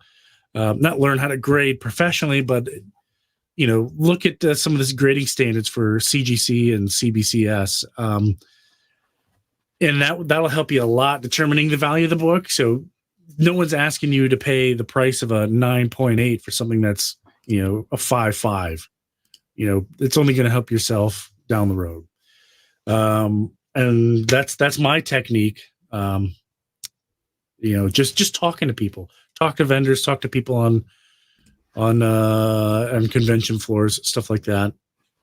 And I will eagerly await your answer, Mr. Worst. I almost forgot what the question was because I'm having that kind of week. Was your technique when buying comics or something? All right, so I will go to a lot of hunting efforts where Friday nights, if I have a decent paycheck and I don't have that big boy book that I'm looking for, and right now I still have that one for the end of the year. I don't think it's happening. The Tomb of Dracula 10 in a higher grade. I'm willing to pay for it, but unfortunately had some car trouble. So I am not going to put myself into a position where I am broke or I have $2 left in the bank account, because I am very much like a South Beach woman who will have a Prada purse that's worth $800, a pair of Louis Vuittons, or just all the money that she has, she's wearing on her right now because she has $1.50 in her bank account. I'm very similar to that. You want to see where my money is? It's right behind me. I would rather have the book now, knowing that in 10 years from now, after fires, floods, disasters, what have you, that after a given amount of time, that these books that they might have had a print run of 10,000 or 20,000, they get destroyed. They get less. They get swallowed up by people's collections. Or, you know, it's a really nice collection, and then the spouse disposes of all of it. They don't even feel like selling it. It's just throw it all away. It reminds me of that person too much. So True. These books that you think had a print run that still exist, there's something called the trough of worthlessness. When I heard this term for the first time, it opened up new doors, because all these comics from the 90s that you thought of were dollar books for the longest time, which even goes so far to even include New Mutants 98. That was a $5 to $10 book all day long until that the Deadpool movie came out. Oh, yeah. New Mutants 87 back in the 90s, that blew up to about $50, $60, $80, and then you could get it for the longest time, $30, $50. The New Mutants 98 was the lower priced book. And then everything flipped on its head, as you know, history is liking to do when it comes to comic book collecting. Patterns change year in, year out. I mean, up until recently, a Incredible Hulk 180 wasn't $1,000 book. That was at most like a $300 book. And then Jonathan Hickman decided to say in his run, the first appearance of Wolverine is issue 180. Fight me. And collectors went, you know what? Okay. And the price just kept creeping up higher and higher. And if collectors can't afford books like Amazing Fantasy 15 anymore, they're going to go to that next book that they can afford. And for the Absolutely. time, when you were looking back in those comic cards from the 1990s, Marvel Comics put out a set where it gave you all the first appearances of the major comics back in the day. And they even had new books to look out for, like issue number 1 of Full Killer. It's still a $5 book now, but give it a couple more years. Everything circles back. When things go up so high, I'm just waiting for that next Spider-Man movie. Eventually, one of them is going to be garbage, and it will force the price back down. When you had Tony Stark die, sorry, spoilers, at the end of the Infinity War, you saw the prices of a lot of those Tales of Suspense start coming back down again. When you had Jeremy Renner get into a drunken, not even fist fight, she shot off a gun inside his own house with his wife and called the police. You saw the price start, not a lot, you didn't see it skyfall, but it started coming back down. So you just wait. More than anything else, patience is the name of the game when it comes Absolutely. to oh, wait, what happened to Tony? He's right here. Yeah. Sorry about that. Underground at the moment. One of my friends is I'm just hanging out in his cave waiting for him to get back. So like I said, I do a lot of traveling. Yeah. Definitely some good information there. I'm curious of what, coming back to the chat, how do you guys, what's your secret technique to collecting? Yeah, I'm a big fan of just talking to people. And that's how I got a really great copy of Shazam number 28, the first, modern appearance of Black Adam in DC continuity. That's a book I've been chasing for a really long time. I've seen a couple of them, but they were just beat up. But I found a good one for a very reasonable price that I thought that I never get. And I never would have known if I just didn't stop and talk to this guy.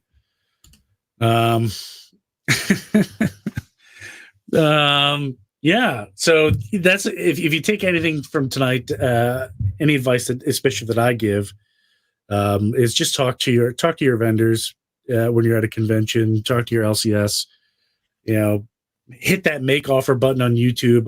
I've gotten some really cool stuff. Unfortunately, it's all at home right now, and as you can see, I'm not home at all. And that's how I've gotten some keys, is as I've just made offers. I have traded before.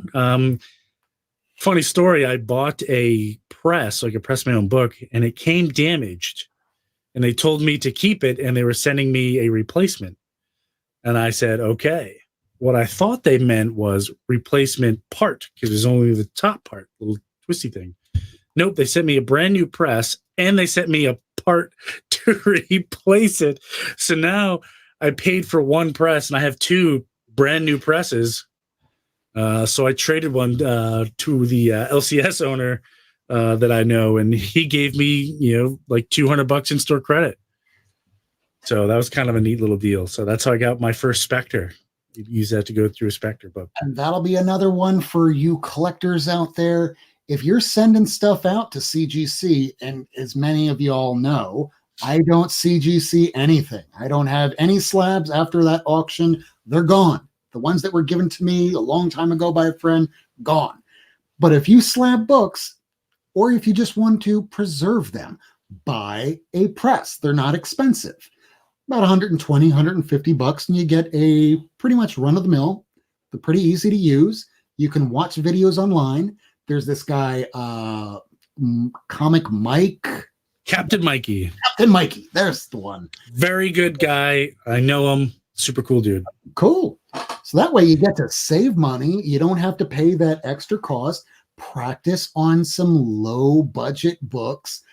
Find some war comics from the 50s and 60s that you don't have to spend too much money on. Practice on those before you move on to, like, I don't know, an Iron Fist. I saw this at a comic shop a while back, or not comic, at a comic show Orlando, he does the Miccosukee at the end of the month. This coming Sunday, he will be doing it all day. I'm going to be checking that out.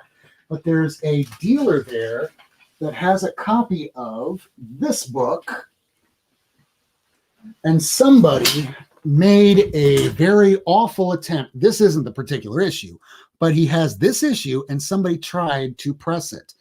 The mistake that they made, and people that press books will probably know what I'm talking about here, you need to put quite a few of these backing boards, the larger magazine size, on top. Now, as you'll notice, there's a smooth side and a more coarse, more matte side.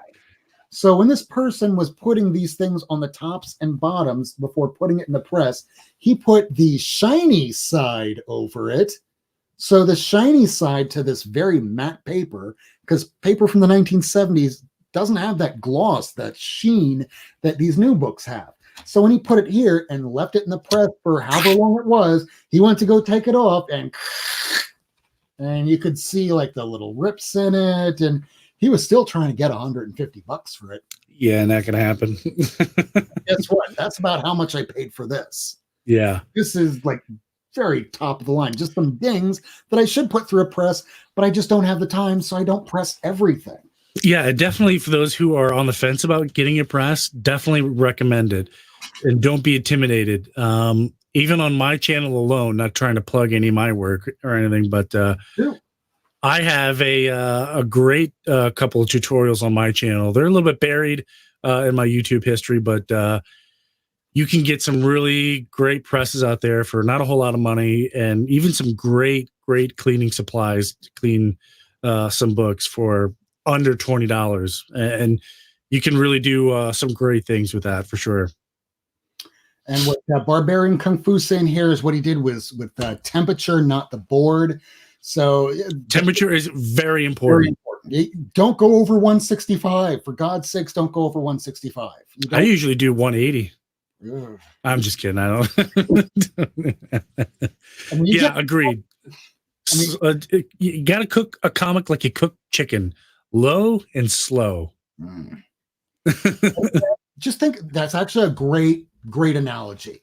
If you're cooking a pizza and the instructions say 375 for 20 minutes, don't go, well, if I double the temperature to like 700 and do it for like 6 minutes, that would work, right? It's like you just Are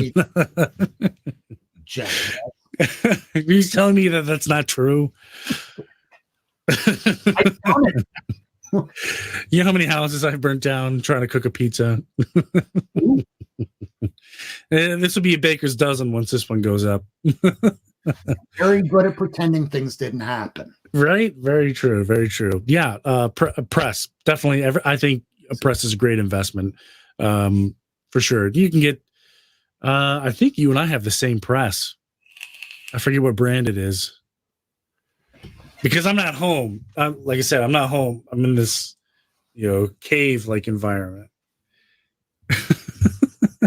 Batman, when you're over in your state, I'm the comic book Batman over here. But not the comic book Batman. I am the court reporter Batman, because everywhere I show up is, look at all those toys you have. Everyone has a reason. That's true. Have you, in your profession, met any other collectors? I know, because you have a very unique job, and it's kind of interesting, at least to me.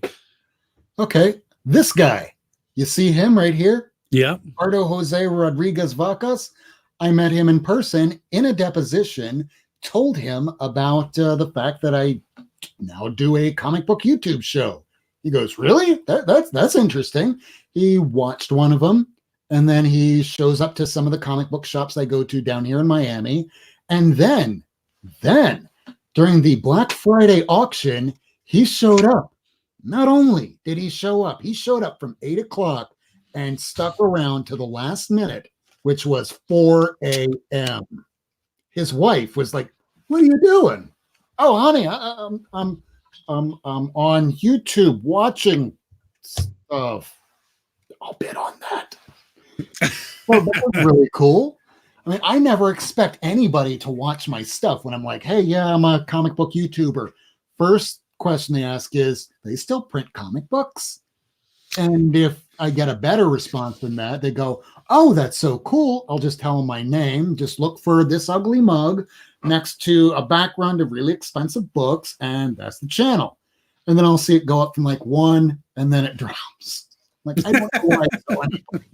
Like, oh, I subscribe to your channel. It's like, great. Do you read comics? No. Oh, well, I appreciate the sub anyway. That's too funny. One thing that like when I interact with coworkers and all, when I tell them I have this gigantic comic book collection, they're just like, they usually like, oh man, that's awesome, loving comic book movies right now. And then I usually get the other end of that spectrum. They're like, oh my God, the hell's wrong with you? What are you, 5? And Ricardo's saying he has a deposition tomorrow. I don't know if I'm going to yours. All I know is I have at 10 a.m. It's a plaintiff deposition, but it's at the same location I was at this morning, where I show up, the witness shows up, my hiring attorney shows up, and then opposing counsel in his own office calls up my hiring attorney to go, yeah, I'm not prepared for this at all. I'm going to need to cancel. It's like, but everybody else is here. Yeah, I'm not prepared. You would not be, you would be surprised. I'm not anymore. About when you see someone in a suit, you go, oh, they must be really put together. I say the more well put together someone looks, the more I know on the other end something is really failing. Everything. You'll appreciate this real quick. Probably the absolute dumbest person on the planet I've ever met. Used to be related to me. Used to be married to a sibling, and long story short, they were getting divorced. This guy, who has a long rap sheet, I have no idea how he ended up getting married, but anyway, couldn't find this guy. It turns out he was back in prison. Never showed up because he was already in jail. So listening to the radio this morning, I know it's weird. I listened to the radio, and it was techno talk.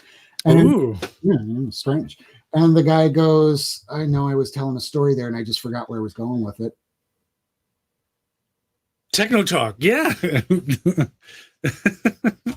No, Techno talk is cool. I was going with that. It's getting late. Yeah.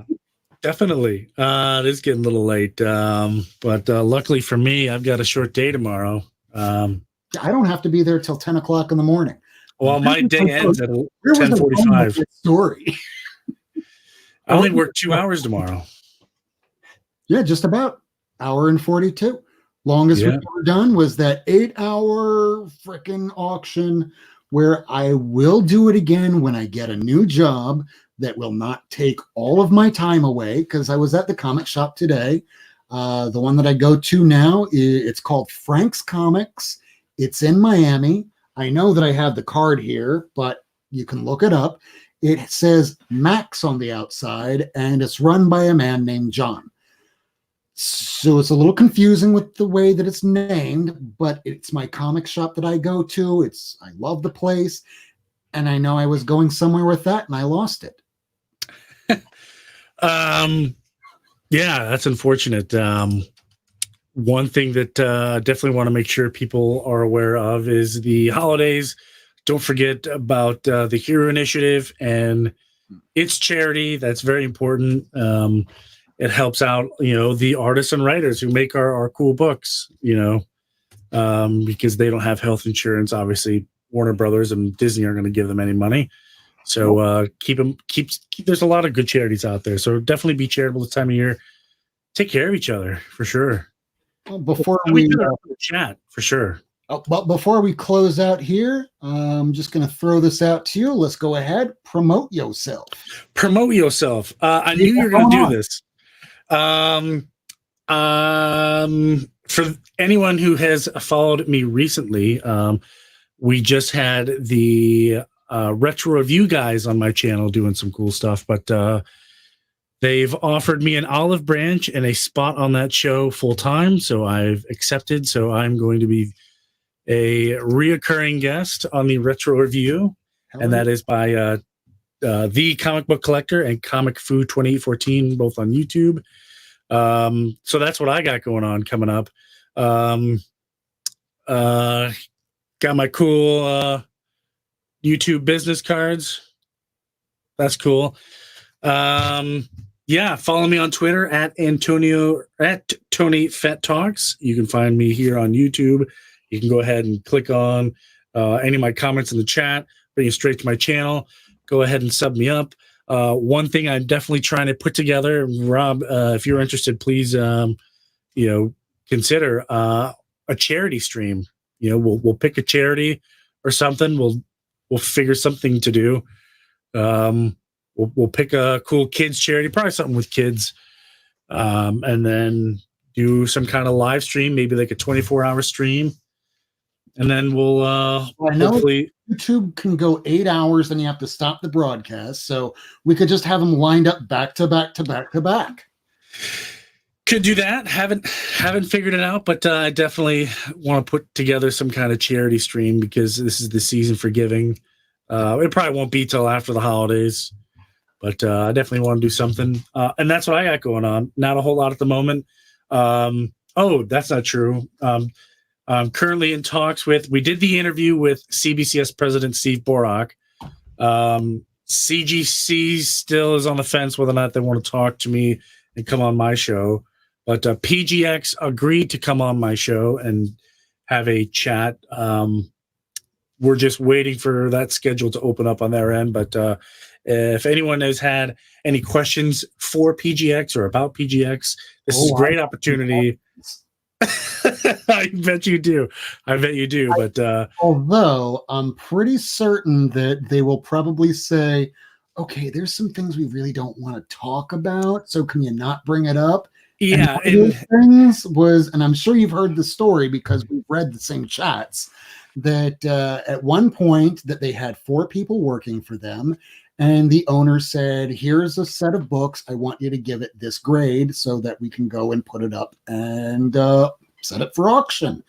And one of the people that was working there, I'm not good about names, said, this is really weird. It's wrong. And I'm not going to do it.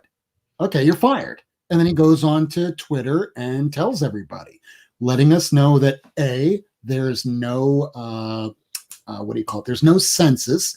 So whenever you send a book in, you don't know how many copies of a book there are, unlike CGC or CBCS, where we now know that New Mutants 98 is the most slab book of all time so far. But they don't have a census to tell us that.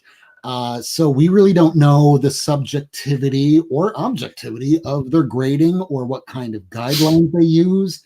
And why is it that one grade from one company looks this way, whereas another looks this way and another looks this way? Yeah. And you'll get to ask those questions. Isn't that great? But I'm sure he's going to we're cutting the broadcast. Yeah, I'm sure those people aren't going to talk. Even when I interviewed Steve Borak, who I've met many times, and I do consider him a friend at this point. He's the head grader at CBCS. Even he had some things he didn't want to talk about on the live stream, which is fine. I totally respected that. They don't really have that kind of problem at CBCS, so it wasn't that big a deal. But yeah, PGX is coming on. We had an interview with EGS. CBCS, we're just waiting for CGC at this point to figure out what they want to do. I don't anticipate them saying yes, but who knows? And that's it. We just had Bake the Snake on the show. You've been on the show. Lady Fantastic has been on the show. Lots of people have been on the show. So now I got to get Miracle Man on your show. Got to get Miracle Man on my show, and maybe he can show his face on that one. Maybe he'll do a face reveal, but maybe not. But I'll tell you what. Metarog was on my channel. He didn't do a face reveal, but I may or may not have seen his face. May or may not. I don't know. Hey, I have never seen Miracle Man's face. I don't even know his last name. I know his first name, which is already too much information. Yeah. I don't know a whole lot of people that like Lady Fantastic, for example. I only remembered her name when someone else told me. Otherwise, I would have just been like, yeah, her name's first name Lady, last name Fantastic.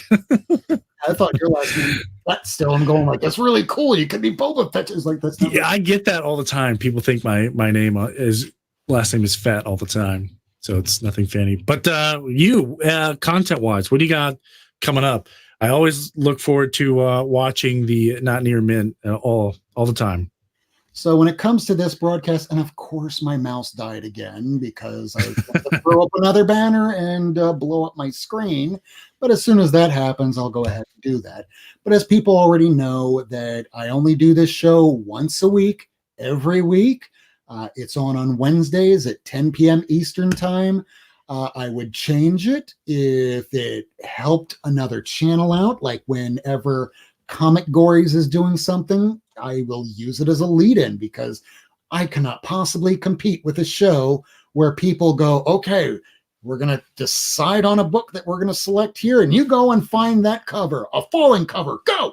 And everyone jumps and ruins a near mint book, and there's crashing and banging. This is the book. Do I win? I would rather go like, yeah, you guys go first, and I will go after you.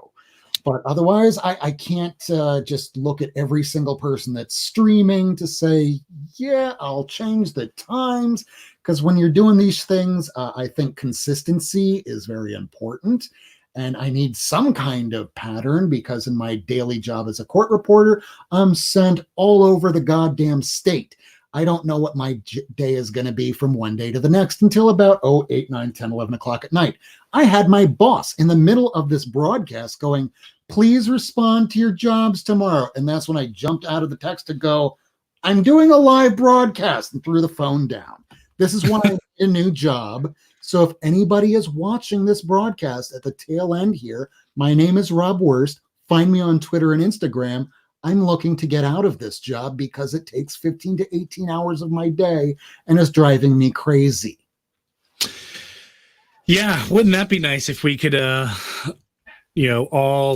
have cool jobs like yours? You have a cool job. Tony, what's your Twitter address, or Twitter me up? You can find me on Twitter at Antonio Fett. Very easy, at Antonio Fett. I'm not on there as often as I wish I was, but I'm on there enough to hopefully interact. Let me bring up my new little picture here. Check this out. Reminder for people, there's watching. We have 8 people left at 11:52 at night. Miracle Man is still on vacation. He still doesn't have a YouTube page, but he is on Twitter, not on Instagram. And you can find Miracle Man at Kimota 1977. He should be back next week. And for a reminder here, next week is Christmas on Wednesday. If you come to look at us at 10 o'clock at night, maybe I'll go live. Maybe I'll join a few other people and be on their channel. But there's no new comics next Wednesday. So we will be back next Thursday at 10 p.m. Eastern time. We hope that Miracle Man will be back. We may have a guest. And the plan for next week is, what books did you get over the course of 2019 that are your bangers? What is the best you got? That's an awesome topic. I'm definitely going to be watching for sure. That's very cool. That's a great question. I'm curious to see how everyone's going to respond. Sounds like a lot of fun. I'm gonna have to be careful who I bring on that show, because I know there's a few people this year that got their Amazing Fantasy 15. I know there's people this year that got their More Fun Comics number 52. First Spectre, or 51, the first cameo, either way. Any More Fun Comics. Jesus Christ, that is an expensive run to try and piece together unless you're a millionaire. Yeah. So that's why I just started the First Spectre, First Spectre in series, not first appearance. Yeah, I was looking for the first Silver Age and going, oh, I must have put that up. There's only so much wall space I have. Yeah. Yeah, and if I was home, I could show you my wall, but now I'm actually inside of your YouTube channel, reporting live. And I have Ricardo tell me to run for office. You should run for office, and I will commit voting fraud and vote for you twice. Well, thank you, but whoever somebody that is an alcoholic who's named Rob Wurst, who's going to rob you in the worst way possible. There's only so many things I can do. Court reporter as a fly on the wall, or comic books. And even with that name of comic books, hey, do you want to buy this comic book right here? My name's Rob Worst, and I'm totally going to rob you in the worst way. As long as you're not wearing a trench coat, and then when people pass by, you open a little, be like, "Psst, hey, you want to buy some books?" As long as you're not doing that, I mean, you'll be fine. That's totally me. Hey, man, stranger things have happened. Stranger things have happened. So here we are on the last few minutes of the night of New Comic Book Wednesday 2019. I hope everybody at home has gotten a chance to pick up the books that they wanted, didn't have to overpay. Hopefully next week when you turn in, we will be showing you some very expensive books, some very interesting books, and some books that maybe you've seen, maybe not, that maybe you'll go, hey, I got to get on that shit and buy it for myself. Also, I think I'm having Matt, the boy who had 7, who unfortunately wasn't able to tune in tonight. But next week, I think he's sending me out a book. And if I get it, I cannot wait to show you because I only saw the artwork, didn't even know this thing existed. So tune in next Thursday, 10 p.m. Eastern time, and you'll get to see all of us. So thank you for joining me tonight, Tony Fett. Hey, thanks for having me, for sure. Come It's back. always a pleasure. All right. I'm coming back tomorrow morning. No, but I enjoy your content. You, Lady Fantastic, Miracle Man, very good show. It's nice to get on it. I've always been in the chat, but thank you so much for having me. Thanks for everyone for turning out. Don't forget. Forward to this more than even getting the comic books themselves because I don't have people to talk to about comic books. I'm in the same boat. I got nobody. So when someone's like, "Hey, you want to come on the show?" I'm like, "Oh my god, it's about time." It's like, oh, I don't talk about my favorite subject. Hell yeah, you won't be paid. That's fine too. It's fine. So, thank you very much for coming, and I'm going to close out the show now. We'll talk soon. Yes, sir. My mouse died a goddamn again. So as soon as that works again, I can end the broadcast. Technical difficulties. Please stand by. That is literally every episode. I have so got to get a new mouse. It's like, thank you, Apple, for. Well, if people stop sending you comics, maybe someone could send you a mouse.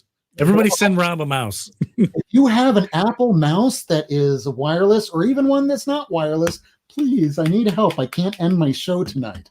There you go. It's working. My name's Rob Worst. It's New Comic Book Day for December the 18th, 2019. We're approaching midnight. Thank you for joining us. We will be back next Thursday at 10 p.m. Eastern Time. My name's Rob Worst. This is Tony Fett here to this side. And have a great night. And if we don't see you, Merry Christmas. Good night.